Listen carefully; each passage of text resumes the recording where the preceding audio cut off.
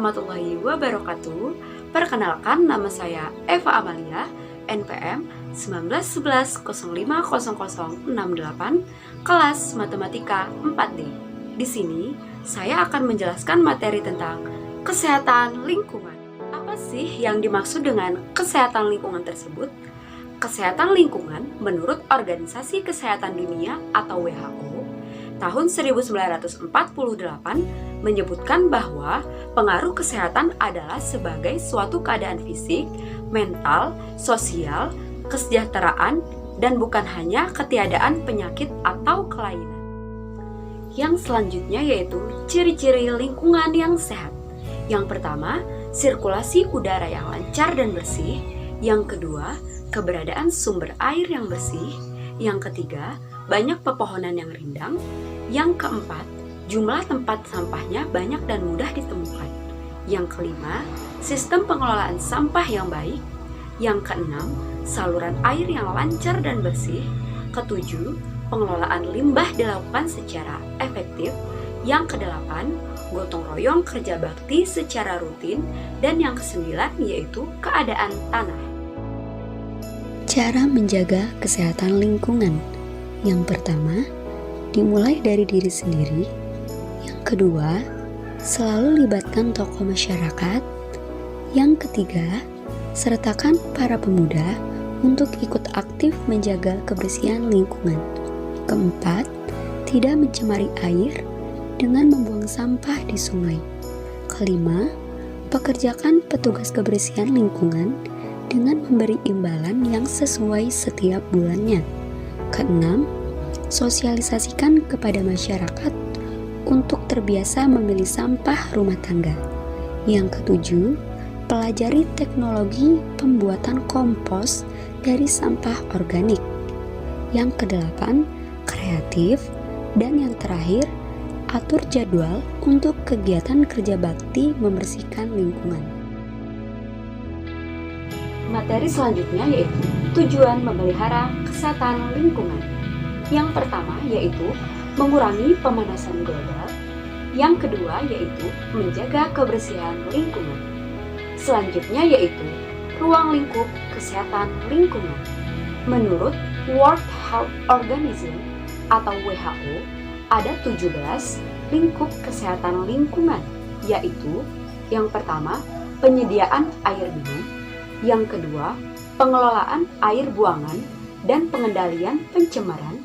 Yang ketiga, pembuangan sampah padat. Yang keempat, pengendalian vektor. Yang kelima, pencegahan atau pengendalian pencemaran tanah oleh ekskreta manusia. Yang keenam, yaitu higien makanan termasuk higien susu. Yang ketujuh, yaitu pengendalian pencemaran udara. Yang kedelapan, yaitu pengendalian radiasi. Yang kesembilan, yaitu kesehatan kerja. Yang kesepuluh, pengendalian kebisingan. Yang kesebelas, perumahan dan permukiman. Yang kedua-belas, aspek casing dan transportasi udara.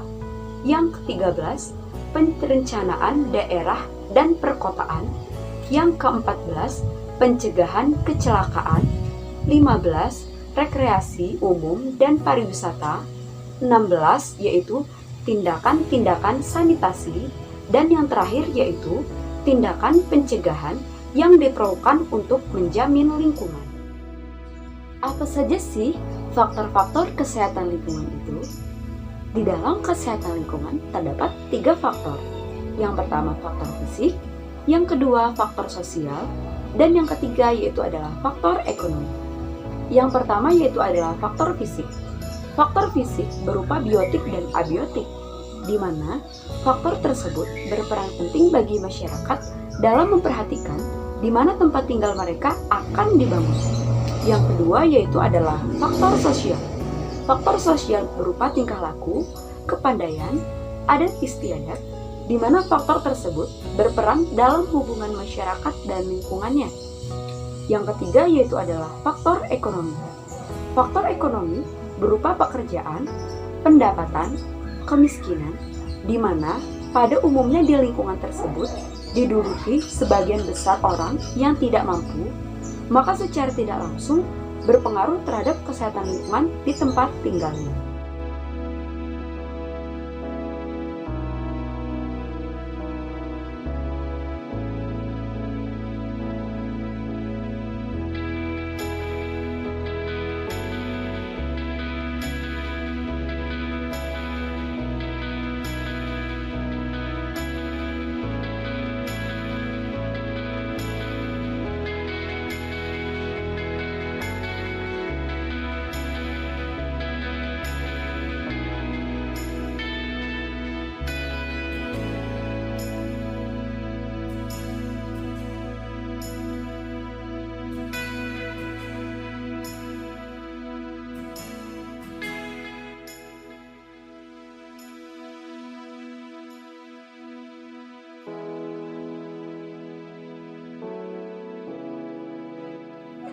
Apa saja sih upaya penanggulangan kesehatan lingkungan itu? Upaya penanggulangan kesehatan lingkungan dibagi menjadi 4 bagian, yaitu yang pertama, upaya pengelolaan lingkungan hidup. Upaya pengelolaan lingkungan hidup meliputi ekosistem daratan, kawasan pesisir, dan ekosistem laut. Yang kedua yaitu upaya pengelolaan lingkungan buatan. Upaya pengelolaan lingkungan buatan meliputi pengendalian pencemaran yang berkaitan dengan perlindungan air, tanah, udara, dan pengelolaan limbah. Yang ketiga yaitu upaya pengelolaan lingkungan sosial. Upaya pengelolaan lingkungan sosial meliputi pembangunan kualitas hidup penduduk dan pembangunan kualitas lingkungan. Yang keempat yaitu upaya pengembangan modal sosial. Upaya pengembangan modal sosial meliputi kearifan lingkungan, etika lingkungan, dan pembangunan jiwa sosial yang tinggi. Sekian dari saya, semoga dengan adanya video saya kali ini, kita sebagai manusia dapat memperhatikan lingkungan alam sekitar kita. Kalau bukan kita, siapa lagi? Dan kalau bukan sekarang, kapan lagi? Saya akhiri, ihdinas syiratal mustaqim, wallahul muwaffiq ila aqwamit thoriq. Wassalamualaikum warahmatullahi wabarakatuh.